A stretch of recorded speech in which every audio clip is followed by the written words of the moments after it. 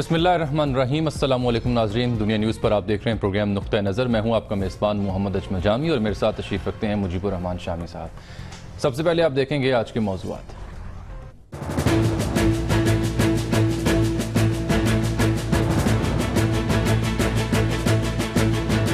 Army chief کی تصاویر والے بینر سے آئی ایس پی آر کا اظہار لا تعلقی، بینرز لگانے والوں کو حکومت گرفتار کیوں نہیں کرتی؟ اعتزاز احسن کا سوال۔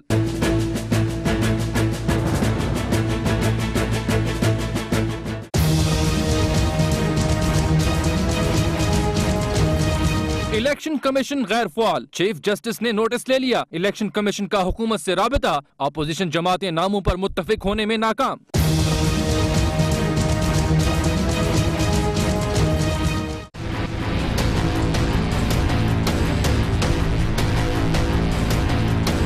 پاکستان دوست ہے یا دشمن؟ امریکی کانگریس کی ذیلی کمیٹی میں بحث کیوں چھڑی؟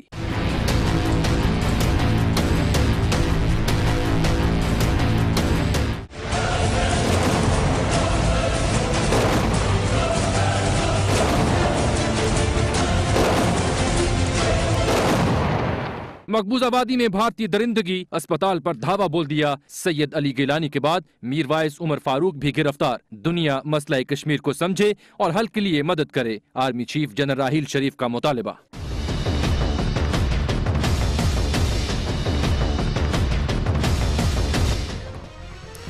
شام صاحب، اب سے ٹھیک 21 گھنٹے پہلے جو پاک فوج کا شعبہ تعلقات عامہ آئی ایس پی آر، ان کے جو director general lieutenant general Asim Saleem Bajwa sahab, انہوں نے ایک ٹویٹ کیا جس میں انہوں نے وہ جو آرمی چیف کی تصاویر والے بینرز ہیں ان سے اظہار لا تعلقی کیا۔ انہوں نے کہا پاک فوج یا اس سے منسلک کسی ادارے کا ان بینر سے کوئی تعلق نہیں ہے۔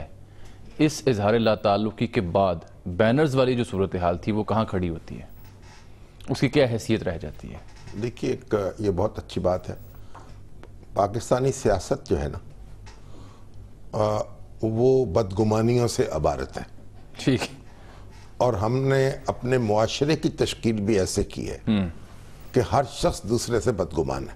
صحیح۔ اور اگر آپ کسی کے بارے میں کوئی منفی بات کریں تو اکثریت فوراً قبول کرنے کو تیار ہو جاتی ہے، اور کسی کی خوبی کے بارے میں حلفاً بیان بھی دیں تو لوگ بس سنی انسنی کر دیتے ہیں۔ یہ ایک جو سیاستدان ہیں وہ رہنما ہوتے ہیں قوم کے، پھر ہمارے مذہبی رہنما ہیں، ہمارے سماجی شخصیات ہیں، ان سب کو اس پہ غور کرنا چاہیے کہ پاکستانی معاشرہ جو ہے اس کو اس نفسیاتی کیفیت میں کیوں دھکیلا جا رہا ہے۔ ٹھیک۔ اور جب بھی اگر کوئی ایسی بات ہوگی جو پر اصرار طریقے سے ہو رہی ہو، یا اس کے متعلقین کا پتہ نہ چل رہا ہو، یا اس کے کوئی اس میں کئی معنی خیزیت موجود ہو، تو فوراً انگلی اٹھ جائے گی۔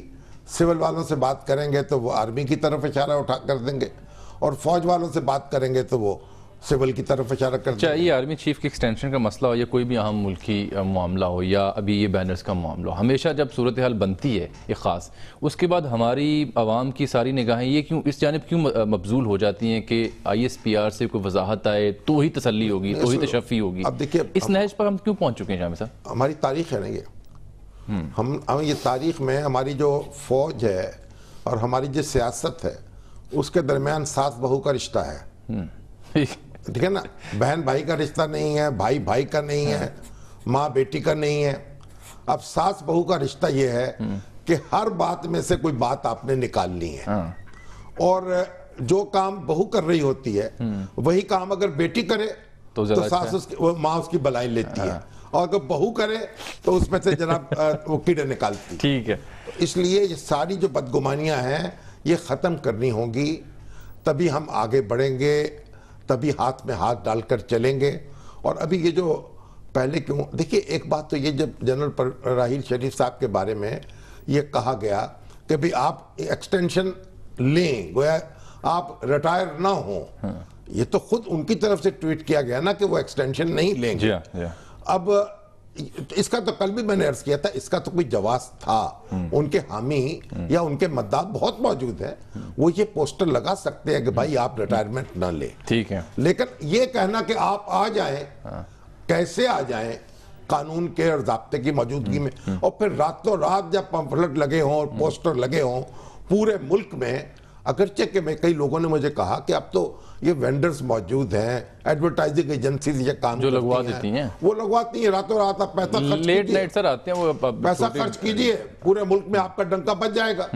تو یہ جو پوسٹر اب لگا ہے، اگرچہ بڑی وسعت اس کی تھی، لیکن اس میں تو لگوانے والے نے اپنا نام دیا ہے، نمبر دیے ہیں ٹیلی فون کے، اور اپنی پارٹی کا نام دیا ہے جو رجسٹرڈ ہے ایک پارٹی 2013 میں رجسٹرڈ. اور کل انہوں نے ڈنکے کی چوٹ یہ ہم سے کہا کہ ٹھیک ہے ہم سمجھتے ہیں کہ حالات ایسے ہو چکے ہیں، لیکن آج میں نے جب ٹیلی فون کیا ان کو تو ان کا فون بند تھا، اور اب فون بند ہو گیا، مسلسل بند نہیں، جو فون کامران صاحب کا تھا وہ بند تھا. دوسرے فون تھے وہ تو اٹھایا علی نامی ایک نوجوان نے، اور کہا کہ نہیں صاحب یہ تو ہمیں الٹا پڑ گیا ہے، لینے کے دینے پڑ گئے ہیں، منفی ہمارا ہو گئی، بات چلی گئی ہے.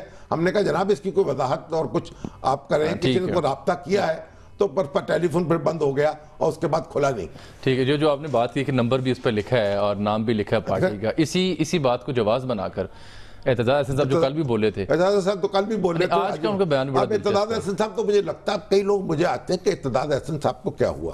اب ہمارے عتیق الزماں بٹ صاحب ہیں جو ہمارے ڈائریکٹر ہیں اس کے ایڈورٹیزمنٹ کے، وہ ہے کہ انہوں نے کہا مجھے لگتا ہے، میں نے پہلے بھی آپ سے بار بار کہتے ہیں کہ ان کی اہلیہ کو مسلم لیگ نون نے ضرور وعدہ کیا ہوگا کہ آپ کے خلاف امیدوار کھڑا نہیں کریں گے، اور جب انہوں نے کھڑا کر دیا تو پھر اعتزاز صاحب کے جذبات کو بڑی ٹھیس پہنچ گئی. انہوں نے کہا آپ تحقیق کریں کہ اعتزاز صاحب اتنے کیوں گرم ہیں. تو بھائی اب میں تو تحقیق نہیں کر سکا، ان کی اپنی رائے بھی ہو سکتی ہے، لیکن گرمی ان میں بہت زیادہ ہے. تو وہی میں کہہ رہا ہوں کہ اسی کنٹینیوٹی کو آگے بڑھاتے انہوں نے آج نمبر اور بینر کا ذکر کیا اور ایک سوال پوچھا حکومت سے. وہ کیا تھا ذرا دیکھیے. اگر حکومت نے خود نہیں لگوائے تو چودھری نثار علی کو اس وقت تک ان صاحب کو گرفتار کیا ہونا چاہیے تھا جو موو آن پاکستان پارٹی بنائی ہے. وہ گرفتار ہو، اس پہ آرٹیکل 6 کا کیس چلاؤ، اس کو گرفتار کر کے پارلیمنٹری کمیٹی کے سامنے پیش کر دو، ہم دریافت خود کر لیں گے کہ یہ کس نے کرایا. یہ مطالبہ ٹھیک ہے، پارلیمانی کمیٹی یعنی تحقیق تو ہونی چاہیے، تفتیش ہونی چاہیے. بھئی ایک اگر جرم کا ارتکاب ہوتا ہے، قانون ٹوٹتا ہے، اور یہ تو کامران جو ہیں ان پر نہیں منحصر، یہ تو ہمارے کئی کالم نگار، کئی دانشور جو ہیں، اب وہ اس اپنی ویب سائٹس پر یہ خبریں دے رہے ہیں، اس پہ کچھ بغلیں بھی بجا رہے ہیں کہ فوج جو ہے بس ٹیک اوور کرنے والی ہے، تاریخیں دی جا رہی ہیں. تو ان سب لوگوں کو بلانا چاہیے، پارلیمانی کمیٹی کے سامنے پیش کر دیا جائے یا کسی اور فورم میں، تاکہ معلوم تو ہو کہ وجہ کیا ہے، خودبد کیا ہے، پریشانی لاحق کیا ہے. تو آپ اس سے اگری کرتے ہیں جو اعتزاز صاحب نے نقطہ اٹھایا ہے وزارت داخلہ کے توسط سے ان حضرات کو اسپیشلی جنہوں نے بھی بینرز لگائے انہیں بلایا جائے، انہیں اٹھایا جائے؟ بالکل نہیں، بلایا جائے، ان سے پوچھا جائے، تحقیق کی جائے کہ آخر بھئی کیا راتوں رات کیا مسئلہ ایسا ہوا ہے، کون ان کے پیچھے ہے، وہ ان کی اپنی ذات ان کے پیچھے ہے یا کوئی اور ہے. یہ اور انہوں نے تو کہا نا کہ انہوں نے تو گورنمنٹ کے اوپر بھی تانا دے دیا نا، تو کوئی تحقیقات تو ہونی چاہیے. اب یہ نہیں ہے کہ آپ بس ایک پورے ملک میں ایک ہنگامہ اٹھا دیں اور اس کے بعد چین سے سو جائیں. ٹھیک.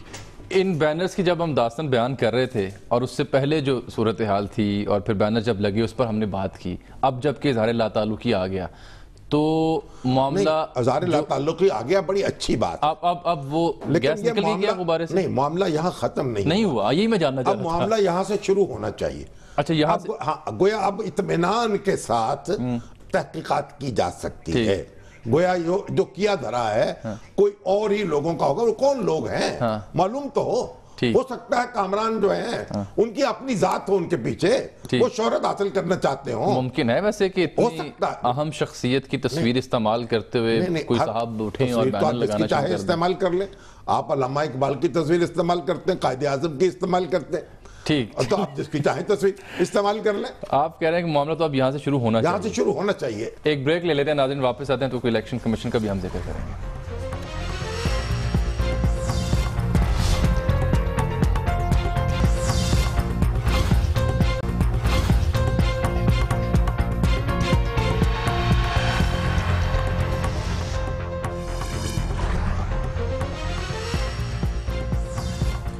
ویلکم بیک ناظرین. الیکشن کمیشن غیر فعال ہے شامی صاحب اور 32 دن ہو چکے ہیں.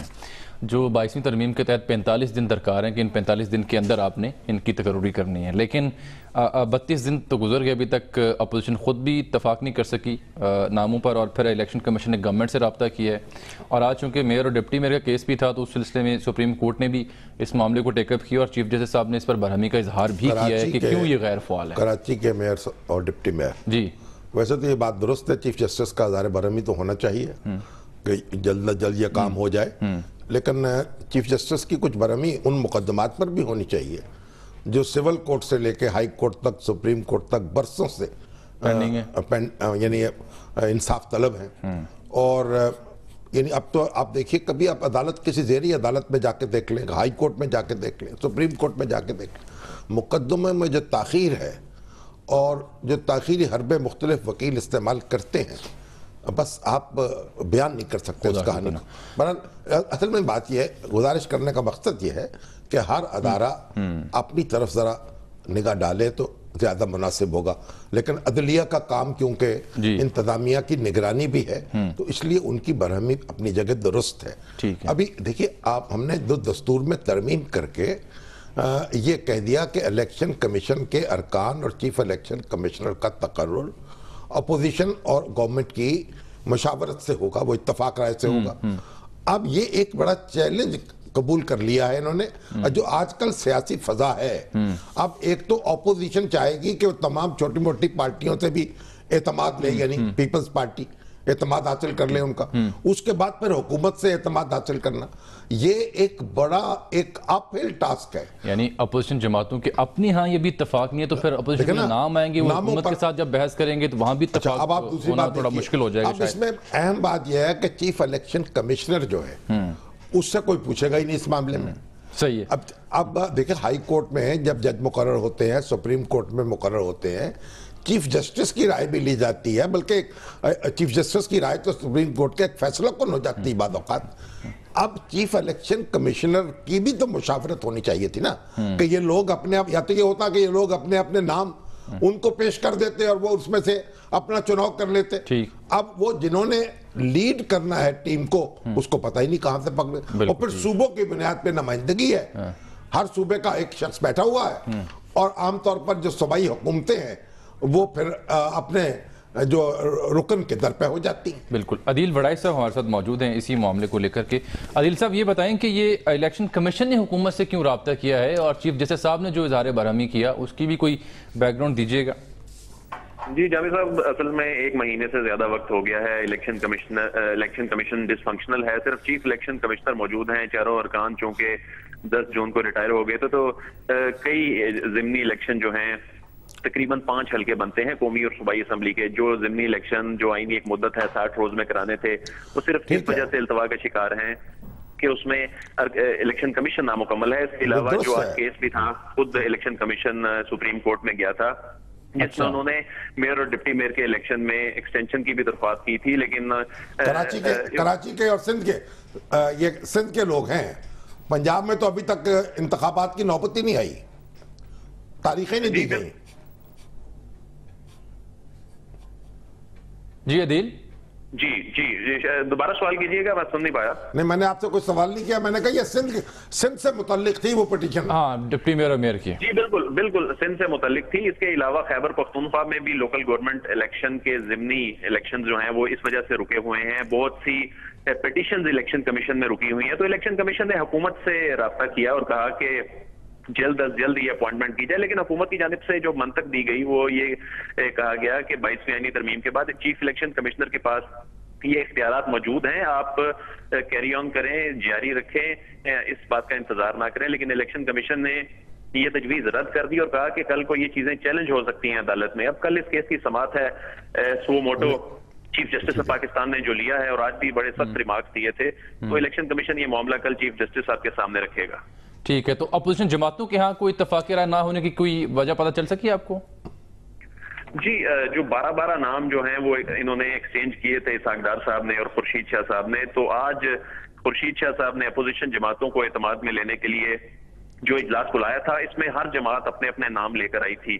تو اس پر چونکہ ہر جماعت اپنے اپنے نام لے کر آئی تھی تو اس پر جو 12 نام خورشید شاہ صاحب نے اسحاق ڈار صاحب کو دیے ہیں اور ان کے نام بھی ان سے شیئر کیے تو اس پر اپوزیشن جماعتوں کے رہنماؤں نے اتفاق نہیں کیا بلکہ خورشید شاہ صاحب سے 2 سے 3 روز کا وقت مانگ لیا ہے کہ وہ اپنے اپنے پارلیمانی رہنماؤں سے جا کر. بہت شکریہ عادل وڑائچ, بہت شکریہ آپ کا. اسلام یہ سانجے کی ہنڈیا ہے جو چوراہے میں پھوٹتی ہے.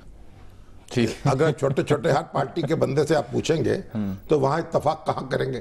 تو ان کو چاہیے کہ یہ اصولاً تو ہونا چاہیے تھا, ان کو پتا تھا کہ یہ الیکشن کمیشن جو ہے اس کے ارکان ریٹائر ہونے والے ہیں, یہ پتا تھا, اس سے پہلے یہ عمل مکمل کر لیا جاتا. اور اب بھی دیکھیے ایک صورت تو اس کی یہ کہ سپریم کورٹ یہ رولنگ دے دے کہ جو الیکشن کمیشن کے ڈے ٹو ڈے کام ہیں, یعنی کئی انتخابات ہو رہے ہیں, بائی الیکشن ہو رہے ہیں, میئر ڈپٹی میئر کے انتخابات ہیں, وہ اس کو کوئی فرق نہیں پڑتا چیف الیکشن کمیشنر ان کو کنڈکٹ کرے. ایک تو رولنگ اگر یہ مل جائے تو اس سے معاملہ آسان ہو جائے گا, لیکن اگر یہ رولنگ نہ ہو تو پھر معاملہ کٹائی میں پڑا رہے گا. اور بہرحال یہ ایک تلوار لٹکی رہے گی ہماری پارٹیوں کے سر پر.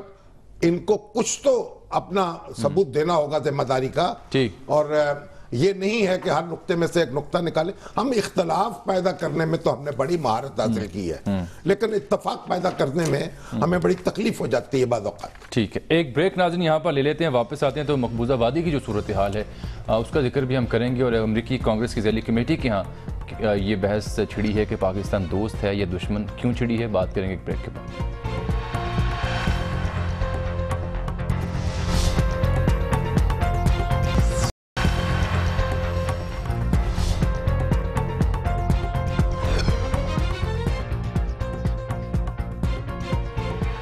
ویلکم بیک ناظرین. شاہم صاحب, جو پروگرام کے آغاز میں جس موضوع کو ہم نے ڈسکس کیا تھا وہ جو بینرز آویزاں کیے گئے اور موو آن پارٹی, تو انہوں نے کہا جی ہم ان کی ایک پریس ریلیز ہے جو کہ ہاتھ سے لکھی ہوئی ہے ان کے لیٹر ہیڈ پہ, وہ ابھی پہنچی ہے سوشل میڈیا کے ذریعے. تو وہ یہ کہہ رہے ہیں جناب کہ ہم افسوس کے ساتھ یہ مذمتی بیان دیتے ہیں کہ اعتزاز احسن صاحب جیسے سینئر سیاستدان اور ممتاز قانون دان بھی سیاق و سباق سے ہٹ کر بات کر رہے ہیں, اور اعتزاز صاحب خود اپنے گھر کو سنبھال نہیں سکے. کیا اس ملک کے لیے ان کی کوئی انفرادی خدمت ہے؟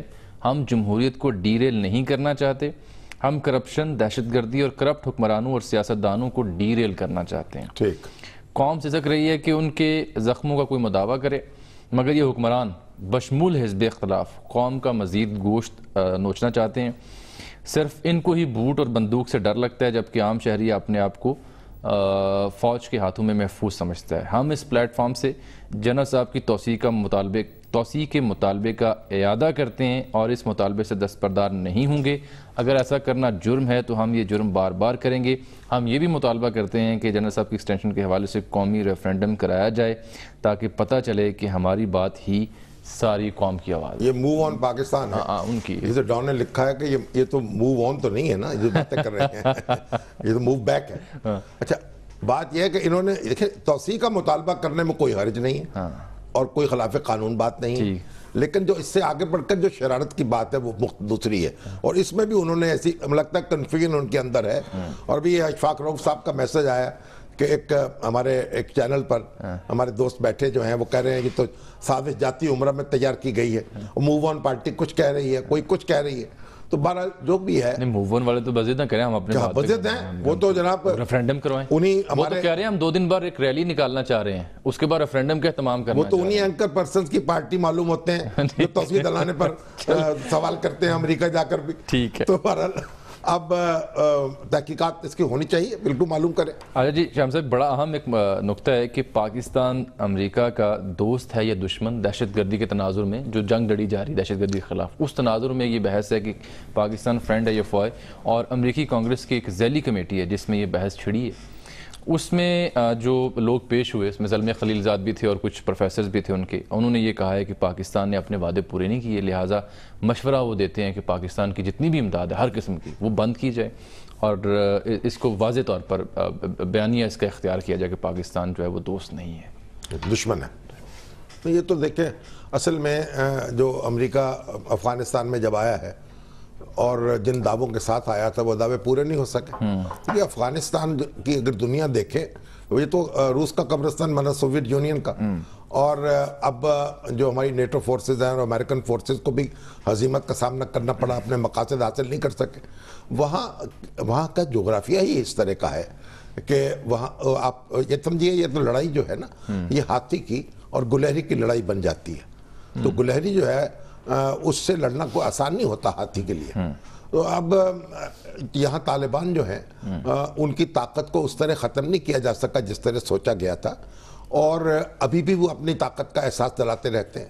اب جب یہاں ایک تھوڑی کامیابی نہیں ہو پا رہی اس طرح سے, تو پھر اس کا اسکیپ گوٹ جو ہے وہ پاکستان کو تلاشی جاتا ہے. بھئی اگر پاکستان جو ہے, پاکستان کو شکایت یہ ہے کہ جو پاکستان میں لوگ آپ کے حملہ آور ہوتے ہیں وہ افغانستان میں ان کے خلاف آپ کارروائی چھپے ہوئے ہیں, اور یہاں جو ہے ان لوگوں کو شکایت کی کہ پاکستان میں چھپ جاتے ہیں لوگ. تو اس کا طریقہ تو یہی نا, پاکستان نے تو کہا کہ گیٹ جو ہیں وہ لگائے جائیں, بارڈر مینجمنٹ کی جائے, آنے جانے والوں پر چیک کیا جائے. وہ بھی پھر افغانستان کہتا ہے اس کو قبول نہیں ہے. تو دیکھیے یہ صرف نعرے بازی سے کام نہیں ہوگا. یہ کوئی موقع محل تھا اس بحث کو چھیڑنے کا, یعنی کہ یہ تعین کرنا کہ پاکستان دوست ہے یا دشمن ہے؟ جیسے پاکستان میں طرح طرح کی بحثیں چھڑتی رہتی ہیں, اس طرح امریکہ میں بھی چھڑتی رہتی ہیں. ان کی سب کمیٹیاں, کانگریس کی کانگریس مین, ابھی ہمارے جو جلیل عباس جیلانی ہیں انہوں نے خط بھی لکھا ہے کانگریس ٹیڈ پوکو کہ بھائی وہ بھی ایک ذیلی کمیٹی کے سربراہ ہیں. نہیں اس میں شامل ہے, اس میں شامل ہے, لیکن ایک اور ذیلی کمیٹی کے سربراہ اس میں ایک آرٹیکل بھی لکھا ہے انہوں نے اخبار میں, ٹیڈ پو نے لکھا, جس میں پاکستان پر برسے. تو انہوں نے بتایا کہ بھائی اسامہ جو تھا پاکستان نے اس کو نہیں پروٹیکٹ کیا, پاکستان نے چھپایا نہیں تھا, اور پورے سارے امریکن جو تھے آپریشن میں وہ یہی بات کہتے ہیں. اور پاکستان جو ہے کوئی اس کے اندر اس کا ہاتھ نہیں ہے اسامہ کے وہاں رہنے میں. یہ بات ایک اسٹیبلش ہو چکی ہے. تو جو امریکہ میں جو الزام نہیں لگائے جاتے, اور وہ یہ کمیٹیاں بیٹھ کے ان میں یہ دانشور آ جاتے ہیں, طرح طرح کی باتیں کرتے ہیں. اور شمس صاحب اس سے جڑا مسئلہ ایک اور ہے جو آج ہم نے جیسے موضوع بنایا, وہ مقبوضہ وادی میں جو بھارتی درندگی ہے, اس پر بھی میں قطع کلامی اس لیے چاہوں گا کہ ہمیں جوائن کر لی اس وقت وزیر اعظم کے مشیر برائے خارجہ امور جناب سرتاج عزیز صاحب نے ٹیلی فون پر موجود ہیں. تو یہ جو امریکی کانگریس کی ذیلی کمیٹی میں بحث ہے اور جو کشمیر کی صورتحال ہے اس پر ان سے بات کر لیتے ہیں. السلام علیکم سرتاج عزیز صاحب. السلام علیکم جی. سرتاج صاحب یہ بتائیے کہ اب یہ بحث چھڑی ہوئی ہے کہ پاکستان جو ہے اس کو امریکہ اپنا دشمن سمجھے, دوست نہ سمجھے, تو ہم امریکہ کو کس طرح دیکھتے ہیں؟ نہیں, یہ کوئی ایسی رائے نہیں ہے کہ سب امریکن یہ کہتے ہیں. ایک طبقہ ہے جنہوں نے یہ بات, ایک سیمینار کل کیا تھا وہاں پر, لیکن وہاں یہ بات بھی ہوئی ہے کہ پاکستان, اب اس وقت آپ پاکستان میں یہ سوال پوچھیں تو کتنے لوگ کیا جواب دیں گے. تو میرا خیال ہے مجموعی طور پر وہاں پہ اس وقت کچھ ہندوستان کا پروپیگنڈا ہے, کچھ ان کے خدشات ہیں افغانستان کے حوالے سے. تو میرا نہیں خیال کہ یہ کوئی ایسا مسئلہ ہے جو آگے چل کر, جو ابھی سینیٹر مکین آئے تھے انہوں نے بڑے کھل کے کہا کہ پاکستان اور امریکہ کے تعلقات جو ہیں بہتر ہونے چاہیے. پاکستان کی جو اہمیت ہے اسلامی دنیا میں افغانستان کے حوالے سے اور پورے ساؤتھ ایشیا میں, اس کی اہمیت کا زیادہ تر پورے کانگریس کو احساس ہے. اور میرا خیال ہے کہ ہمیں کوشش کرنی چاہیے کہ جو چند غلط فہمیاں ان کو دور کیا جائے اور تعلقات کو بہتر کیا جائے. تو وہ مجھے کوئی ایسی بات نظر نہیں آتی. وہاں پہ کچھ کانگریس ہیں جن کو کوئی اپ ڈیٹڈ نہیں ہے یا ان کے کوئی خدشات ہیں جو بے بنیاد ہیں, اور ہم نے کوشش کی ہے اور کر رہے ہیں کہ یہ ان کے خدشات دور ہوں. مگر آپ تو کہتے ہیں کہ سرتاج عزیز صاحب نے یہ بات مان لی ہے کہ کچھ طالبان ایسے ہیں جن کو سپورٹ کیا جا رہا ہے یا جن کو پروٹیکٹ کیا جا رہا ہے اور ان کے خلاف کارروائی نہیں ہوگی. نہیں, یہ میں نے نہیں کہا. میں نے یہ کہا تھا کہ ہم تمام طالبان کے, تمام دہشت گردوں کے خلاف بلا تفریق کارروائی کر رہے ہیں جس طرح آپریشن ضرب عزم میں کیا ہے. اور ساتھ ہی یہ کہا کہ اس وقت جو طالبان زیادہ تر بکھرے ہوئے ہیں جب سے آپریشن ضرب عزم شروع ہوا ہے, اور کچھ لوگ چلے بھی گئے ہیں, کوئی افغانستان چلے گئے ہیں, کوئی ایران چلے گئے ہیں, لیکن ہم بتدریج یہ عمل جاری رکھے ہوئے ہیں کیونکہ یک طرفہ بہت سے لوگ ہیں, اس پہ کارروائی نہیں ہو سکتی. تو ہمارے جو آپریشن نیشنل ایکشن پلان ہے اس کے مطابق یہ کارروائی ہو رہی ہے. اب 6 مہینے اتنے زیادہ تو نہیں ہوتے کہ اس میں سب کے خلاف ہو جائے. اور میرا خیال ہے کہ اس میں اب وضاحت ہو بھی گئی ہے اور سب کو احساس بھی ہے کہ پاکستان نے جتنی کامیابی حاصل کی ہے پچھلے 2.5 سال میں وہ انپریسیڈنٹڈ ہے. اور یہ جو سینٹ کا مشن آیا تھا امریکہ سے, وہ میرن شاہ کے بعد حیران تھا کہ آپ نے کتنی زبردست کامیابی حاصل کی ہے. باقی دنیا میں دہشت گردی کا گراف بڑھ رہا ہے، پاکستان میں کم ہو گیا ہے. تو 60% کمی واقع ہوئی ہے دہشت گردی کے واقعات میں، بام بلاسٹ میں اور سوئسائڈ اٹیک. ستار صاحب بتائیے، کشمیر کی جو صورتحال ہے اس پر پاکستان کیا کر سکتا ہے اور کیا کر رہا ہے اور کیا کرنے جا رہا ہے؟ یہ بہت ہی افسوسناک صورتحال ہے، کیونکہ جس طریقے سے انہوں نے کشمیریوں پہ ظلم کیا ہے اور بے دردگی کا جو راستہ اختیار کیا ہے، اس پہ ساری دنیا کو تشویش ہے. کوئی 30 بے گناہ شہریوں کی جان سے معروم ہوئے، 300 سے زیادہ زخمی ہوئے، اور اس میں سب سے بڑھ کر یہ کہ جس طریقے سے انہوں نے پہلے گنز چلائیں، ان سے بے شمار لوگ اپنی بینائی سے معروم ہو گئے ہیں ہمیشہ کے لیے. اور بعض لوگ ایسے بھی انڈیا کی ٹی وی پہ دکھایا جا رہا تھا کہ ہم صرف وہاں کھڑے تھے، دیکھ رہے تھے اور ہماری آنکھیں چلی گئی ہیں. اور اس کے بعد انہوں نے جس بے رحمی سے زخمیوں کو ٹریٹ کیا، جو ایمبولینس سے جا رہی تھی ان پہ حملے کیے، جو اسپتالوں پہ سوئی گیس کی کہ آپ کیوں ان کا علاج کر رہے ہیں، تو عجیب ڈٹائی اور ظلم کی داستان ہے یہ. اور مقامی ڈاکٹروں کی تنظیم نے بھی اس کی مذمت کی ہے. اور سب سے دوسرا اہم پہلو یہ ہے کہ جو حریت کے لیڈرز ہیں ان تمام کو گرفتار کیا ہوا ہے، اور گرفتار عید کے دن سے کیا ہے، کیونکہ انہوں نے عید سے، ہندوستان جس دن عید منا رہا تھا اس سے ایک دن پہلے جو آزاد جموں اینڈ کشمیر میں عید تھی، ظاہر ہے وہ ملکہ علاقہ ہے، تو انہوں نے بھی اس دن عید کا پروگرام بنایا تو ان کو نظر بند کر دیا اور عید کی نماز تک نہیں پڑھنی تھی، اور اب تک وہ نظر بند ہے. اب اس کے بعد جب سے یہ واقعات ہوئے ہیں تو سارے کشمیر میں کرفیو ہے، انٹرنیٹ بند ہے، فون بند ہے، امتحانات ملتوی ہیں اور تمام تعلیمی ادارے ملتوی ہیں. تو 5 دن سے کشمیر بالکل جام ہوا ہے. تو سرتاج صاحب یہ فرمائیں کہ اس بربریت کو پاکستان کس انداز میں عالمی سطح پر اٹھانے کا ارادہ رکھتا ہے، یہ کیسے اٹھایا جا سکتا ہے؟ شروع ہو گیا، یہ عمل شروع ہو چکا ہے، کیونکہ جس کثیر تعداد میں کشمیری عوام آئے ہیں جو ہمارے برہان وائی صاحب کے جنازے میں شرکت کی اور اس کے بعد بڑے شہروں میں احتجاج ہوئے، اس سے جو ہندوستان کی جو دعووں کی کلی کھل گئی ہے کہ یہ کچھ دہشت گرد ہیں جو امن خراب کر رہے ہیں اور کشمیر کا کوئی مسئلہ نہیں ہے.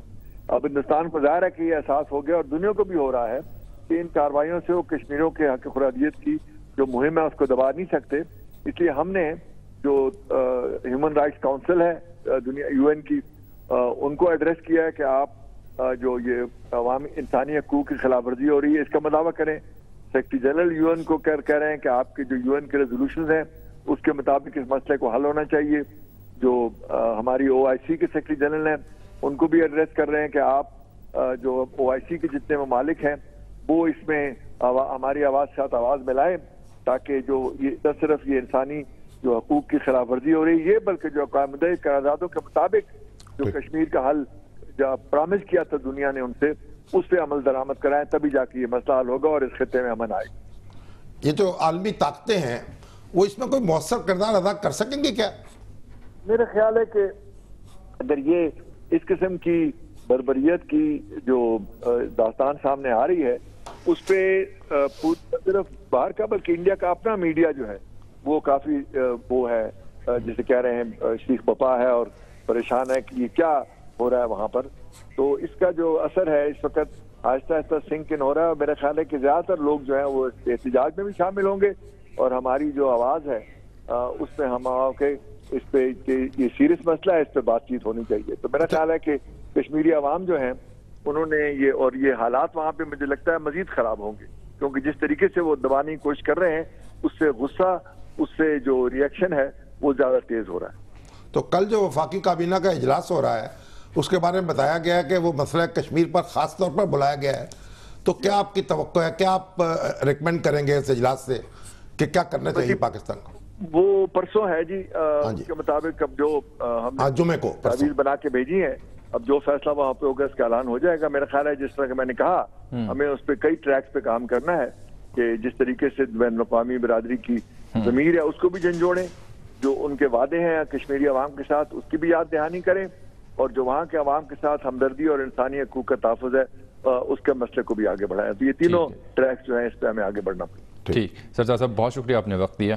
شام صاحب آج کور کمانڈر کانفرنس بھی تھی اور آرمی چیف اس میں مولانا فضل الرحمان جو ہیں وہ کشمیر کمیٹی کے چیئرمین ہیں پارلیمنٹ کی، وہ میں سوال ایک ہے اس میں بڑا، ہم اور اس میں کئی دوست پوچھ رہے ہیں کہ وہ مولانا کہاں ہیں. آج بھی ملے ہیں وزیر اعظم صاحب سے ملے ہیں، مولانا کو بھی چاہیے کہ وہ زیادہ اور پھر کشمیر کہیں عمرے پہ تو نہیں گئے تھے مولانا؟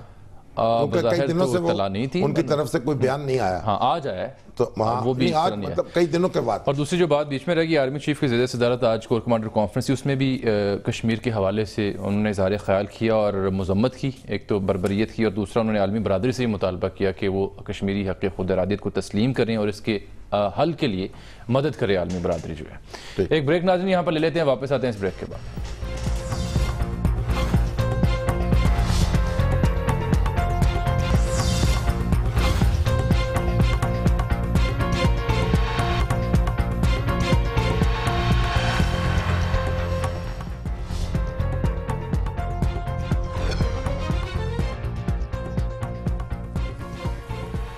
ویلکم بیک ناظرین. شام صاحب 5واں روز ہے بدستور مقبوضہ وادی میں کرفیو ہے اور آج جو نظر بند حریت رہنما تھے ان کو گرفتار بھی کیا گیا ہے. ان کو جیل میں ڈال دیا گیا. سب سے پہلے پہلے وہ گھروں میں قید تھے, اب جیل میں چلے گئے. سید علی گیلانی تھے, اس کے بعد اب میروائز عمر فاروق بھی ایک ریلی کی قیادت کرنے لگے تو انہیں بھی گرفتار کر لیا گیا ہے. تو ابھی ہمیں جوائن کیا حریت رہنما جناب شبیر حسین شاہ صاحب نے. السلام علیکم شاہ صاحب. جی وعلیکم السلام. شاہ صاحب یہ بتائیے کیا صورتحال ہے آج؟ جی محترم مجید الرحمان صاحب السلام علیکم. وعلیکم السلام جناب. قبول فرمائیے.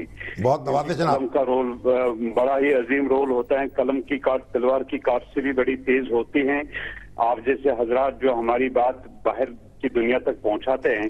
ابھی جو حالات ہیں بڑی غمگیر ہیں. جب میں اس وقت آپ سے بات کر رہا ہوں باہر چاروں طرف پولیس بیٹھی ہوئی ہے پچھلے 13 مہینوں سے, لیکن ابھی جو ساؤتھ کشمیر سے ہمیں انفارمیشن ملی ہے وہاں ابھی ایک ٹارگٹ کلنگ ہوئی ہے. کجمو علاقہ ہے اسلام آباد اس سے کہتے ہیں اور اننت ناگ بھی اس سے کہتے ہیں ساؤتھ کشمیر میں. تو اس وقت تقریباً ہماری تعداد جو پہنچی ہے وہ 33% جوانوں کی ہیں. اور جو اس وقت جو ہاسپٹلز میں S M H S hospital Srinagar جو اور bone and joints hospital Barzulla Srinagar اور سورا میڈیکل انسٹیٹیوٹ ان سورا میں, تو اس وقت تقریباً 2000 کے قریب جو لوگ ہیں نوجوان ہیں زخمی ہیں. ان میں سے 500 کی بھی حالت بڑی خراب ہے اور تقریباً 60 کے نوجوان جو جن کی بینائی تقریباً ڈاکٹرز کہتے بہت ہی مشکل ہیں کہ یہ دیکھ پائیں گے اور کچھ لوگ ایسے ہیں وہ چل نہیں پائیں گے, وہ ان کے وہ گھوڑے بیٹھ گئے ہیں. تو میں سمجھتا ہوں کہ حالات بڑی غمگیر ہیں. میں ابھی سن رہا تھا کہ محترم سرتاج عزیز صاحب جو آپ ان سے سوالات کر رہے تھے یا کل سے میں مانیٹر کر رہا ہوں. پہلے تو میں الیکٹرانک میڈیا کا بھی بہت شکر گزار ہوں کہ وہ مظلوم لوگوں کی بات اس وقت کر رہے ہیں کیونکہ یہاں کوئی انٹرنیٹ. شاہ صاحب آپ کی کیا توقع ہے ہم سے, ہمیں کیا کرنا چاہیے؟ میں سمجھتا ہوں کہ پاکستان ایک ساورن کنٹری ہے, ایک نیوکلیئر پاور ہیں, ان کے اپنے تعلقات دنیا بھر میں ہیں اور جو وہ پاکستان ہمارا وکیل بھی ہیں اور ہمارا مقدمہ بڑا مضبوط ہے جس کے اوپر 18 قراردادیں بھی پاس ہوئی ہیں.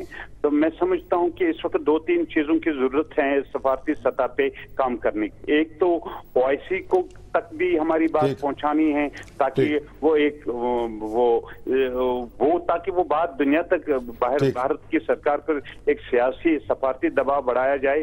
اور ساتھ میں یونائٹڈ نیشن ہیں, یونائٹڈ اسٹیٹس ہیں, دنیا کو اس مسئلے کو اجاگر کرنے میں پاکستان ایک اویئرنیس کمپین چلائے کیونکہ پاکستان کے پاس ملک میں سفارت خانے ہیں اور سفیر ہے ماشاءاللہ, ان کے اپنے روابط ہیں. اگر کشمیر کمیٹی کو فعال بنایا جائے بڑے ادب اور بڑے احترام کے ساتھ, مولانا فضل الرحمان صاحب کا ہمیں بڑا احترام اور عزت ہے, لیکن خالی بیان ایشو کرنے سے مسائل حل نہیں ہوتے کیونکہ کشمیر کمیٹی میں اگر کشمیری کو بھی انوالو کیے جائے جو یہاں سے ہجرت کیے ہوئے ہیں ماشاءاللہ وہ بھی پولیٹیکلی بڑے کانشیس لوگ ہیں تاکہ اس کے حوالے سے باہر کی دنیا میں ایک اویئرنیس کیمپین چلائے اور اس کمیٹی میں اگر کشمیریز بھی کہے کہ کشمیر میں کیا ظلم ہو رہا ہے. تو ٹھیک ہے شاہ صاحب اپنا خیال رکھیں اور نیک تمنائیں آپ کے ساتھ. بہت شکریہ آپ نے وقت دیا. اچھا جی, اب ایک مسئلہ تو یہ ہے کہ حسنین صاحب ہیں لیکچرر ہیں, وہ بار بار میسج کر رہے ہیں کہ احسن اقبال صاحب جو ہیں ہمارے وزیر منصوبہ بندی, انہوں نے وعدہ کیا تھا کہ یہ جو سول سروس میں بیٹھنے کے لیے عمر کی حد جو ہے اس میں اضافہ کر دیا جائے گا, وہ ابھی تک نہیں ہو سکا. انہوں نے کہا تھا کہ جب کیبنٹ میٹنگ ہوگی تو اس میں یہ منظور کرا لیا جائے گا. اب کیبنٹ میٹنگ کیونکہ جمعہ کو ہونے والی ہے تو احسن اقبال صاحب اپنے وعدے کو پورا کریں اور اس کو وہاں منظور کرائیں. اور دوسری بات یہ کہ ہمارے کیپٹن عمیر میاں بھی کہہ رہے ہیں, بہت سے دوسرے لوگوں کے بھی میسج آئے ہیں کہ یہ جو ریئل اسٹیٹ پر جو ٹیکس لگا ہے یعنی یا اس کی رجسٹریشن کا طریقہ بدلا گیا ہے کہ ان کی قیمت ایویلیویشن کی جائے گی ڈی سی ریٹ کی بجائے. اب تو اب جب کوئی چیز خریدتے ہیں, پلاٹ خریدتے ہیں, مکان خریدتے ہیں, تو اس کی ایک ایویلیویشن جو ہے زمین کی ڈی سی ریٹ پہ ہوتی ہے, ڈپٹی کمشنر کرتا ہے, یعنی جسے آپ ڈی سی او بھی کہتے ہیں. تو اب ڈسٹرکٹ جو کوآرڈینیٹنگ آفیسر ہے, لیکن اب یہ فیصلہ کیا گیا تھا کہ یہ اسٹیٹ بینک کی سطح پر ہوگا. وہ کہتے ہیں کوئی پورا کاروبار ریئل اسٹیٹ کا ٹھپ ہے. اور یہ ڈی ایچ اے میں وسیم چودھری صاحب جو ہے ان سے بھی میری بات ہو رہی تھی اور دوسرے لوگوں سے بھی, ڈی ایچ اے میں جو لاہور میں, کراچی میں یہ کاروبار ٹھپ پڑا ہے ریئل اسٹیٹ کا, اور اس سے بھی لاکھوں لوگ وابستہ ہیں, ان کے روزگار اس کا ختم ہو جائے گا. تو اس کا بھی جائزہ لینے کی ضرورت ہے. میرا خیال کل اس کا جائزہ لیں گے تفصیل سے کہ کیا کیا جانا چاہیے. شاہد خان افریدی صاحب یہ کہتے ہیں کہ پوری ٹیم میں جو سب سے بہتر کھلاڑی تھا نا, ٹیلنٹڈ, وہ میں ہوں, اور پاکستان میں تو کرکٹ کا ٹیلنٹ ہے ہی نہیں. اور ابھی اگر میرا سینٹرل کانٹیکٹ نہ ہوتا, ان کو گفتگو مفہوم ہو, تو شاید وہ زیادہ مزید تفصیل سے بات کرتے اس موضوع پر. چلیے, یہ تو شاہد افریدی صاحب کو روکے نہیں ہیں, ان کی طرح کے بہت سے لوگ ہیں سمجھتے ہیں کہ دنیا ہماری وجہ سے قائم ہے. اب تو لوگ تو یہ کہتے ہیں کہ جناب اتنا لمبا عرصہ ان کو کھلانا ہی نہیں چاہیے تھا, اور اگر ٹیم سے پہلے جلدی فارغ کر دیے جاتے دوسروں کو موقع تو ٹیلنٹ دوسرا آتا, وہ جو ٹیلنٹ جو ان کو نظر نہیں آیا شاید وہ نکل آتا. بہرحال ہمارا پورا ڈھانچہ ہی ہم نے ہلا دیا ہے. جو سیاست کا حال کیا ہے وہ کرکٹ کا حال کیا ہے. تو اب اس کو ٹھیک ہے جی. پروگرام وقت ناظرین یہاں پر ختم ہوتا ہے. آپ سے ملاقات ہوگی اب کل, تب تک کے لیے اجازت دیجیے. اللہ حافظ.